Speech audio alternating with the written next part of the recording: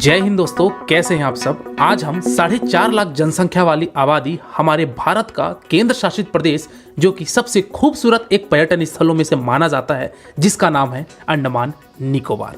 दोस्तों, यदि आप अंडमान निकोबार जाने की योजना बना रहे हैं और वहां घूमने जाने का प्लान बना रहे हैं तो ये वीडियो आप लोगों के लिए काफ़ी यूजफुल है, क्योंकि आज की इस वीडियो पे मैं आपको बताने वाला हूं कि अंडमान निकोबार आपको कैसे पहुंचना है, अंडमान निकोबार में रुकने की क्या व्यवस्था है, अंडमान निकोबार में कितने दिन की ट्रिप बनानी चाहिए और सबसे बेस्ट टाइम कौन सा होता है अंडमान निकोबार विजिट करने का, अंडमान निकोबार में हमको खाने पीने की क्या बंदोबस्त है, अंडमान निकोबार में जो अनेक और विभिन्न आइलैंड हैं इन सबको आप कैसे एक्सप्लोर कर सकते हैं, हमारा साधन क्या होगा, हम वहाँ बाई शिप के द्वारा कैसे जा सकते हैं, कैसे हमको टिकट मिलेगी, हमको वहाँ पे लोकल जो ट्रांसपोर्टेशन करना है वो हमको टैक्सी लेना चाहिए या फिर हमको स्कूटी के द्वारा घूम सकते हैं।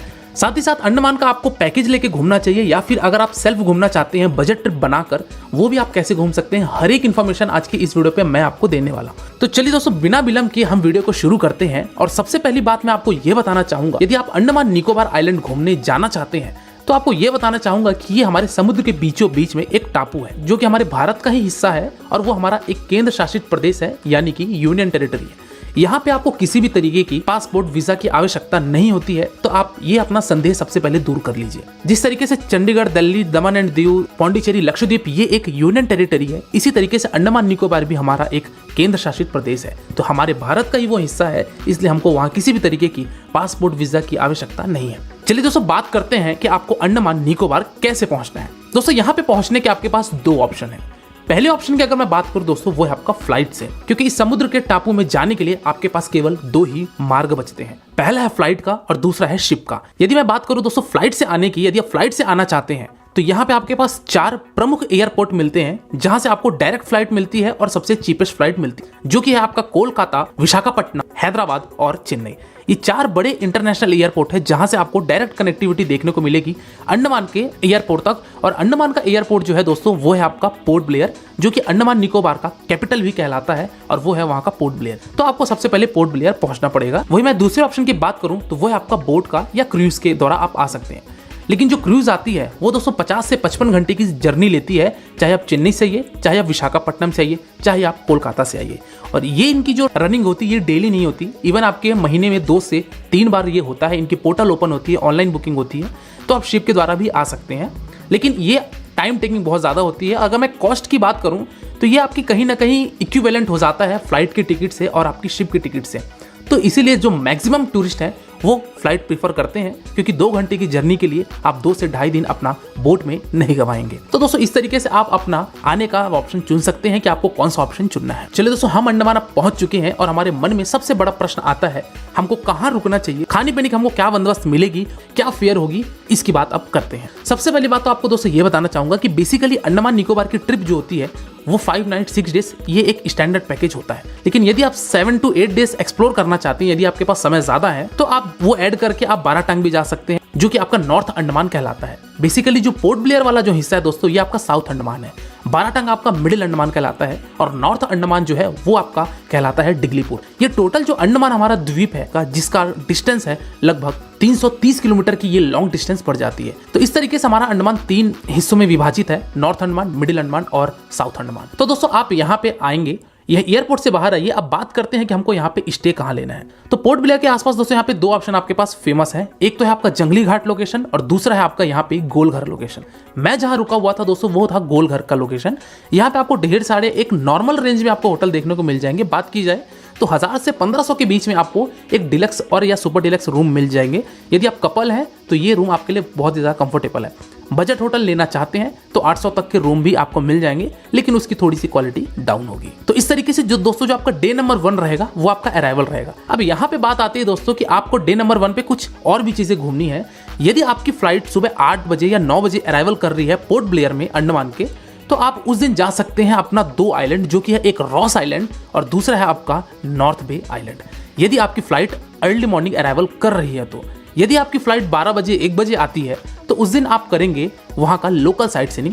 लोकल साइट सीइंग में पोर्ट ब्लेयर में 2 से 3 पॉइंट है, जिसमें से एक आता है दोस्तों आपका कॉर्बिन कोव बीच, जो कि अंडमान आइलैंड का सबसे फेमस बीच कहलाता है। यहाँ पे भी टूरिस्ट जाते हैं, जो कि आपका कहलाता है कॉर्बिन कोव बीच। यहाँ पे कुछ समय आप एक्सप्लोर कर सकते हैं। यदि आप वाटर स्पोर्ट एक्टिविटीज करना चाहते हैं स्पीड बोट से आप यहाँ पे राइड करना चाहते हैं तो ये भी आपके पास ऑप्शन मिलता है। हालांकि दोस्तों अंडमान निकोबार में वाटर स्पोर्ट्स एक्टिविटीज की बात की जाए तो वो आपका हैवलॉक और नील आइलैंड और नॉर्थ बे आइलैंड में बहुत सारी चीजें हैं, लेकिन यदि आप कॉर्बेन कोव बीच में भी करना चाहें तो कर सकते हैं। ये आपका पहला डेस्टिनेशन होता है। दूसरा अगर आप बात की जाए तो यहाँ का सबसे प्रमुख हमारा सेलुलर जेल है। दोस्तों सेलुलर जेल में आप विजिट कर सकते हैं। यहाँ की जो एंट्री टिकट होती है दोस्तों ये आपकी 30 रुपए पर हेड होती है।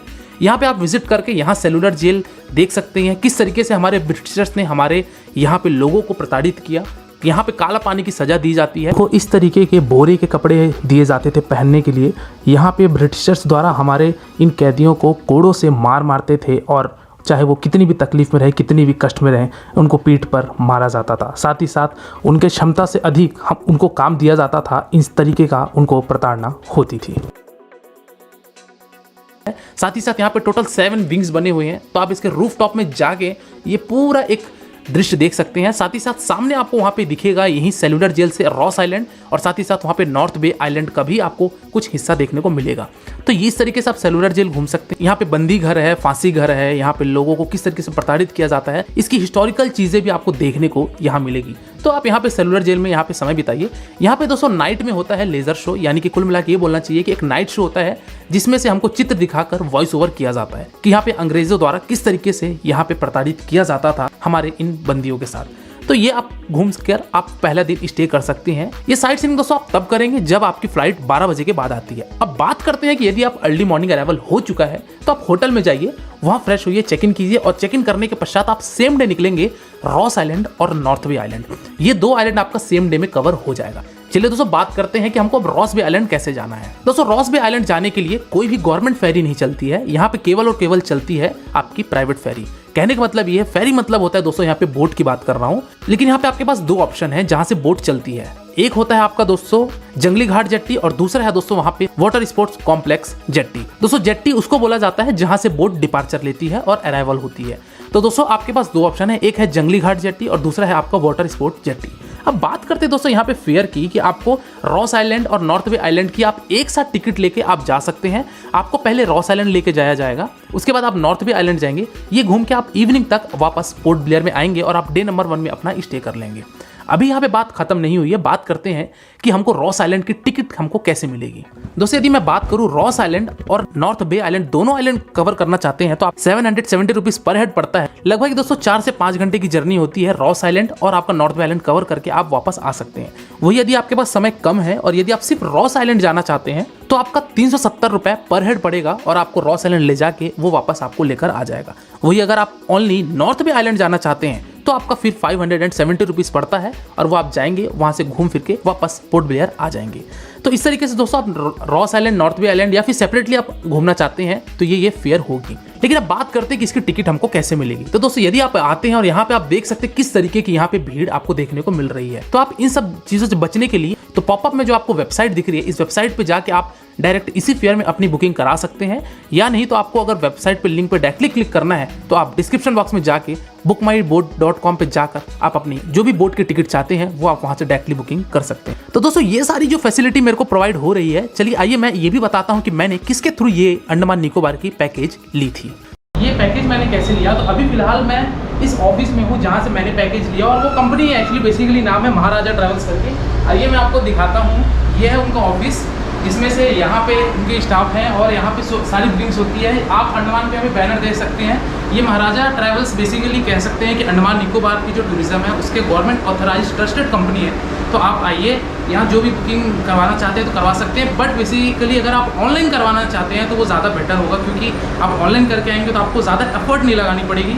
नीचे डिस्क्रिप्शन बॉक्स में आपको यहाँ पे सारी डिटेल दी हुई है और पॉपअप में भी आपको ये नंबर आ रहा है। इनकी खुद की वेबसाइट भी है जहाँ से आप अपनी बोटिंग की बुकिंग करवा सकते हैं। तो आपको लाइन और जो क्यू वाला प्रोसीजर है वो आप अवॉइड कर सकते हैं। तो आप जब कभी भी अंडमान आने का योजना बनाएं तो आप इससे पहले ये सारी चीज़ें कर लें, अदरवाइज आपको डिस्क्रिप्शन बॉक्स में पूरा डिटेल दिया हुआ है, वहाँ जाके आपको जो भी पैकेज चाहिए वो पैकेज ले सकते हैं।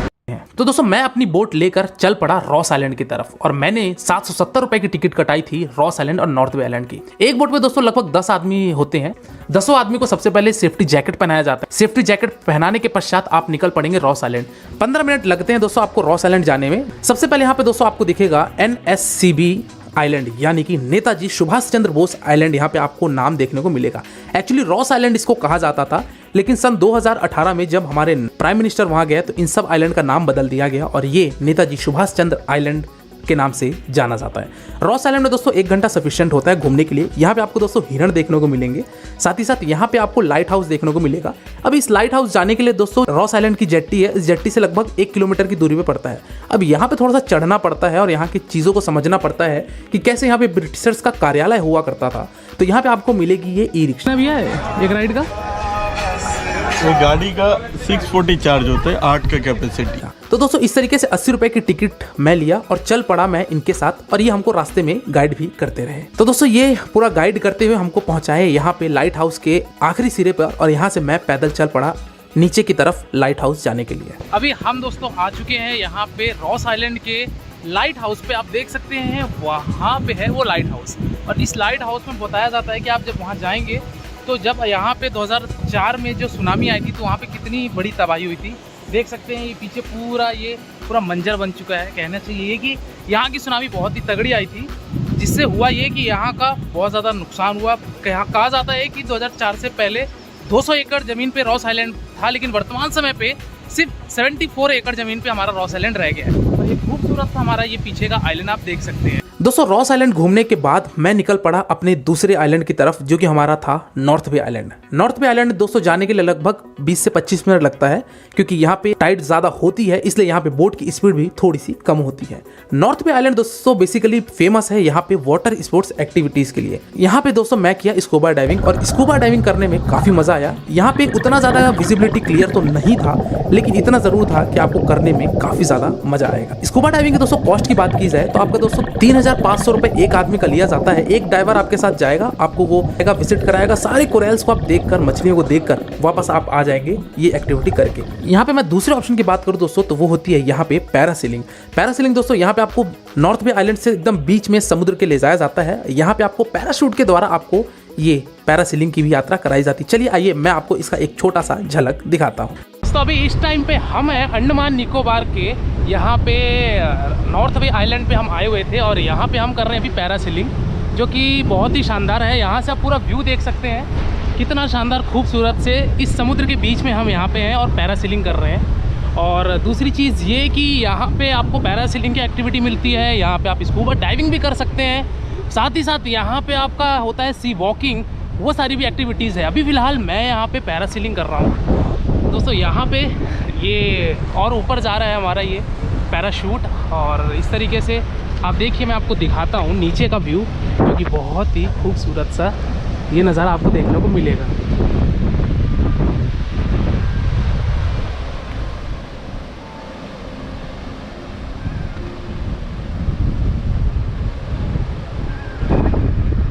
तो दोस्तों ये पैरासीलिंग करने के पश्चात मैं एक और एक्टिविटी किया, जो था हमारा सी वॉक। दोस्तों इस सी वॉक के अंदर आपको नॉर्मल एक वॉक करना पड़ता है, जहाँ पे आप कोरल्स, फिशेस देखने को मिलेगा। यहाँ पे दोस्तों सबसे पहले आपको हेलमेट पहनाया जाता है, जिसमें से एक तेज आवाज़ में आपको यहाँ पे ऑक्सीजन रिलीज किया जाता है और वही ऑक्सीजन आप इनहेल करते हैं, तब आप आसानी से सी वॉक कर पाते हैं। हेलमेट के अंदर पानी नहीं आता है। सारा इंस्ट्रक्शन यहाँ पे गाइड आपको देता है आपको सी वॉक में जाने से पहले। इस तरीके से यहाँ पे सी वॉक करेंगे। सी वॉक की भी दोस्तों कॉस्ट की बात की जाए तो आपका 3500 रुपीज़ पर हेड होता है और आप इस तरीके से 20 से 25 मिनट आप पानी के अंदर रहेंगे, सारे कोरल्स को, फिशेस को देख के एक्सप्लोर करके आप वापस आएंगे। और यहाँ पर अगर मैं पैरासीलिंग की बात करूँ दोस्तों तो पैरासीलिंग का कॉस्ट 3200 पर हेड होता है और ये लगभग 3 से 4 मिनट की ये आपकी राइड होती है और इस तरीके से आप पैरासीलिंग भी करते हैं। तो दोस्तों ये सारी एक्टिविटीज़ के लिए फेमस है हमारा नॉर्थ बे आइलैंड। हालांकि दोस्तों स्कूबा डाइविंग या फिर आप स्नॉर्कलिंग करना चाहते हैं तो ये सारी चीज़ें आपको वहाँ पे हैवलॉक आइलैंड में भी मिलेगी, जिसका एपिसोड आपको अगली वीडियो में देखने को मिलेगा। ये सब करने के पश्चात दोस्तों मैं चल पड़ा, यहाँ पे कैफेटेरिया थे बहुत सारे लाइन से, जिसका रेट थोड़ा सा ज़्यादा था, तो मैंने यहाँ पे कुछ भोजन ग्रहण किया। भोजन ग्रहण करने के बाद वही बोट से मैं वापस आ गया अपने पोर्ट ब्लेयर अंडमान आइलैंड में। लेकिन यहाँ पे दोस्तों एक और चीज़ का एक्सपीरियंस कर सकते हैं, यदि आप कपल हैं तो उनके लिए बहुत ही ज़्यादा अच्छा रहेगा। वो है यहाँ का सेमी सबमरीन क्रूज। दोस्तों यहाँ पे सेमी सबमरीन क्रूज चलती है, जिसमें मैं विजिट ज़रूर किया था, क्योंकि ये नॉर्थ बे आइलैंड से पोर्ट ब्लेयर आइलैंड की ये 1 घंटे की जर्नी होती है। दोस्तों यहाँ पे होता ये है, इस बड़े से सेमी सबमरीन क्रूज में अंदर जाना है। ऊपर में आपका सबसे पहले होता है डेक, जहाँ पे साउंड सिस्टम बजता है, लोग होते हैं यहाँ पे डांस कर सकते हैं और यहाँ से पूरे आइलैंड का आप नज़ारा देख सकते हैं, समुद्र का नज़ारा देख सकते हैं और ठंडी ठंडी हवा भी आप ले सकते हैं। लोअर पार्ट में यहाँ पे दोस्तों होता है एक डाइनिंग एरिया। यहाँ पे आपको बैठने की बंदोबस्त होती है और सामने यहाँ पे लगा होता है स्टॉल, जहाँ से आप अपने कोल्ड ड्रिंक्स ऑर्डर कर सकते हैं, खाने पीने की चीज़ें ऑर्डर कर सकते हैं। रेट थोड़ा सा एक्सपेंसिव होता ज़रूर है क्योंकि वो आपको एक क्रूज़ में फैसिलिटी प्रोवाइड कर रहे हैं।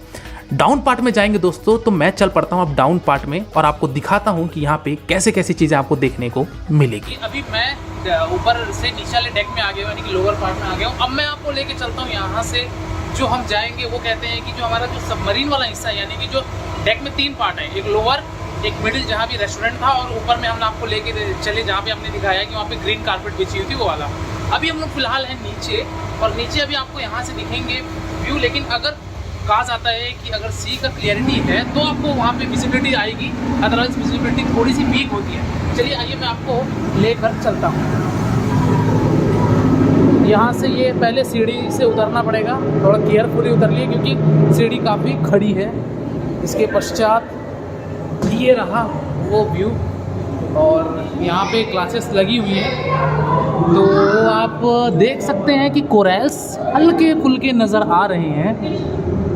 और यहाँ पे ये देखिए दोस्तों, अगर आप देख पा रहे होंगे तो, क्योंकि नेक्ड आई से तो चीज़ें क्लियर हो रही है, आई डोंट नो कि आपको क्लियर हो रहा है या नहीं। तो दोस्तों ये रहा पूरा डे 1 का टूर आइटनरी कि आप रॉस आइलैंड में क्या कर सकते हैं, नॉर्थ बे आइलैंड में आपको क्या क्या चीज़ें देखने को मिलेगी। इसी के साथ ही साथ बात करते दोस्तों खाने पीने की आपको क्या बंदोबस्त मिलेगी। तो दोस्तों यहाँ पे खाने पीने की अगर बात की जाए पोर्ट ब्लेयर में, तो पोर्ट ब्लेयर में दोस्तों आपको ढेर सारे ऑप्शन मिल जाते हैं, ढेर सारे रेस्टोरेंट्स देखने को मिल जाते हैं जहाँ पे आपको वेज ऑप्शन भी मिलेगा, नॉन वेज ऑप्शन भी मिलेगा। तो जो भी आप ग्रहण करना चाहते हैं तो इस तरीके से आपको यहाँ पे रिजनेबल रेट पे, यानी कि अगर आप एक थाली लेते हैं तो 250 से 300 रेट में आपको यहाँ पे इस आइलैंड पे खाने पीने की बंदोबस्त आराम से हो जाती है। वही अगर मैं ब्रेकफास्ट की बात करूँ तो ब्रेकफास्ट में भी आपको कम से कम 120 से 150 रुपये थोड़ा सा जेब ढीला करना पड़ेगा, तभी आपको एक भरपेट स्वादिष्ट आपको नाश्ता प्राप्त होगा। अब यहाँ पे एक चीज़ और बता दूं, यदि आप बजट ट्रिप बनाना चाहते हैं और अगर आप बैचलर्स हैं और यदि आप ज़्यादा बजट लेकर नहीं चल रहे हैं तो आपके पास एक और ऑप्शन आता है, यहाँ पे होता है स्कूटी का। तो यहाँ पे आपको स्कूटी भी मिलती है। चलिए आइए मैं आपको बताता हूँ कि स्कूटी आपको कहाँ से लेना है और इसकी क्या कॉस्ट होती है। तो इस टाइम पे यहाँ पे मैं हूँ पोर्ट ब्लेयर के गोल घर में और यहाँ पे ये जो आप देख सकते हैं यहाँ पे बहुत सारी स्कूटी रखी हुई है। एक्चुअली ये जो है, आप यदि अंडमान अपने खुद से घूमना चाहते हैं, जैसे आप कपल है या फिर अगर आप बैचलर्स हैं, तो आपको यहाँ पे रेंट पे गाड़ियाँ मिलेगी। तो यहाँ पर सेल्फ राइड करके आपको यहाँ बोर्ड लगा हुआ है। और दूसरी चीज़ है, इसका जो लोकेशन है वो बहुत ही प्राइम लोकेशन है क्योंकि एयरपोर्ट से 1 किलोमीटर के यहाँ डिस्टेंस पे है। साथ ही साथ एक एडवांटेज आपको एक और चीज़ें मिलती है कि अगर आप ये स्कूटी लेते हैं तो आप इन्हीं के थ्रू आप हैवलॉक और नील आइलैंड में भी स्कूटी ले सकते हैं क्योंकि इन्हीं की ब्रांच वहाँ भी है। तो वहाँ पे अगर आप हैवलॉक या नील पे जैसी जेट्टी पे उतरते हैं, यानी कि बोट से उतरने के पश्चात ही आपको वहाँ पे गाड़ी मिल जाती है।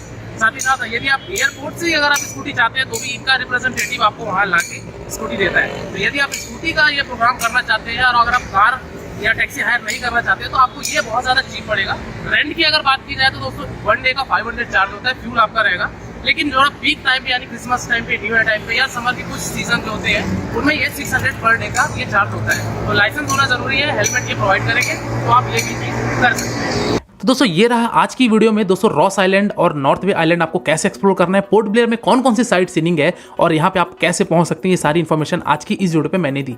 अगली वीडियो में दोस्तों मैं आपको बताने वाला हूँ कि आप हैवलॉक आइलैंड कैसे जाएंगे, हैवलॉक आइलैंड की क्या कॉस्ट होती है, यहाँ पे फेरी कैसे मिलती है, गवर्नमेंट फेरी से भी जा सकते हैं सस्ते में, और यदि आप लग्जरी ऑप्शन में जाएंगे तो आपको यहाँ पे प्राइवेट क्रूज भी देखने को मिलेगी। कैसे अब मैं पहुंचा हैवलॉक आइलैंड, यहाँ का एलिफेंट बीच, यहाँ का राधानगर बीच और यहाँ का काला पत्थर बीच कैसे देखने को मिला। साथ ही साथ मैं आपको ये भी बताऊंगा कि 1 नाइट स्टे मैंने यहाँ पे नील आइलैंड पे भी किया, तो यहाँ का भरतपुर बीच, लक्ष्मणपुर बीच कैसे एक्सप्लोर किया। तो आने वाले नेक्स्ट एपिसोड में आपको ये सारी चीजें देखने को मिलेगी। तो आज की वीडियो में दोस्तों फिलहाल इतना ही, और यदि आपको कोई सुझाव हो या फिर आपके मन में कोई प्रश्न हो तो आप मेरे इंस्टाग्राम पे आकर जो भी आपके प्रश्न पूछिए, डेफिनेटली आपको मेरे द्वारा या मेरी टीम के द्वारा आपको रिप्लाई दिया जाएगा। और मिलते हैं हम नेक्स्ट एपिसोड नंबर 2 में हैवलॉक आइलैंड और नील आइलैंड के एक खूबसूरत वादियों के साथ। तब तक के लिए दोस्तों आप प्रतीक्षा करिए आप अगले एपिसोड के लिए, और जल्द ही वो एपिसोड प्रकाशित हो जाएगी। आज की वीडियो के लिए बहुत बहुत आपका धन्यवाद।